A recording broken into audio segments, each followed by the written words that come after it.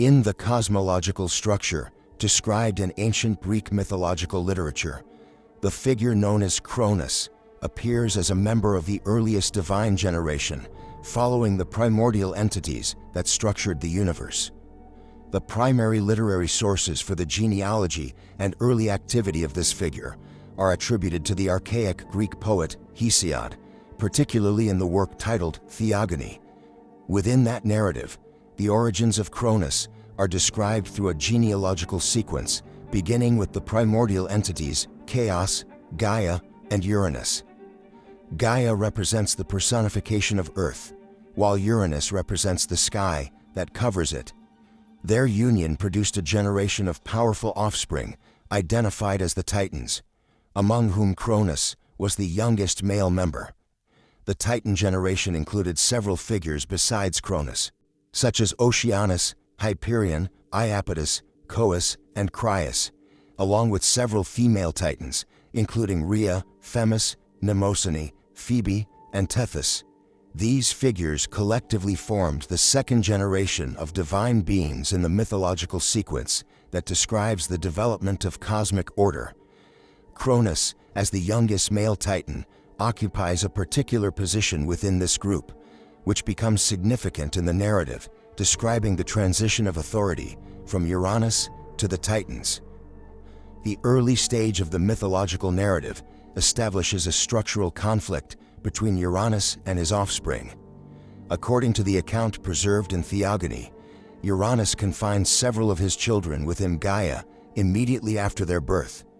Among those confined were the monstrous beings known as the Hecatoncheires and the Cyclopes. Gaia, as the maternal figure associated with Earth, experienced this confinement as a form of internal pressure or imbalance within the cosmological structure. The mythological explanation frames this condition as the motivation for a plan intended to remove Uranus from his position of dominance. Within this narrative framework, Gaia constructed a tool intended for the overthrow of Uranus. The tool is commonly described as a sickle made from adamant, a mythical material representing extreme hardness. Gaia presented the weapon to her Titan offspring and asked which of them would be willing to act against Uranus. The mythological account describes hesitation among the Titans until Cronus accepted the role. This moment represents the initial stage of Cronus's rise within the divine hierarchy, because the willingness to act placed him at the center of the planned transfer of authority. Cronus's acceptance of Gaia's proposal introduced a shift in the generational balance among the divine figures. The narrative emphasizes his status as the youngest Titan in describing the event. In mythological genealogies, the youngest offspring frequently occupy positions that allow them to alter existing power arrangements. By agreeing to participate in Gaia's plan, Cronus moved from a passive member of the Titan generation to the primary agent responsible for the removal of Uranus from cosmic authority. The description of the plan involves a specific arrangement in which Cronus concealed himself while Uranus approached Gaia. When Uranus descended to unite with Gaia, Cronus used the sickle to attack him. The action resulted in the severing of Uranus's genitals, which were then cast away.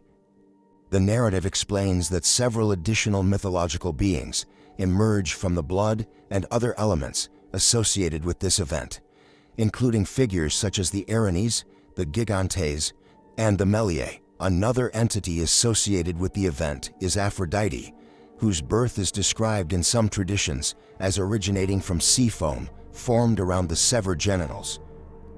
Following the removal of Uranus, the narrative indicates that Cronus assumed the position of ruler among the Titans. This stage represents the beginning of the Titan regime in Greek mythological chronology. The uprising against Uranus therefore functions as a transitional event in the mythological explanation of cosmic governance.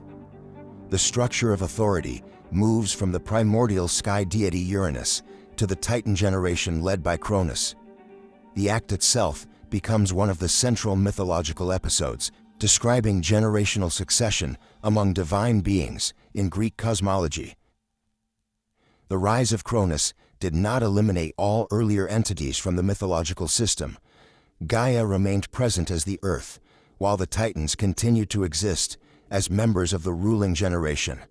However, the relationship between Cronus and the earlier generation introduced a recurring pattern in Greek mythological narratives involving succession, conflict between parents and children, and the eventual displacement of rulers by their descendants.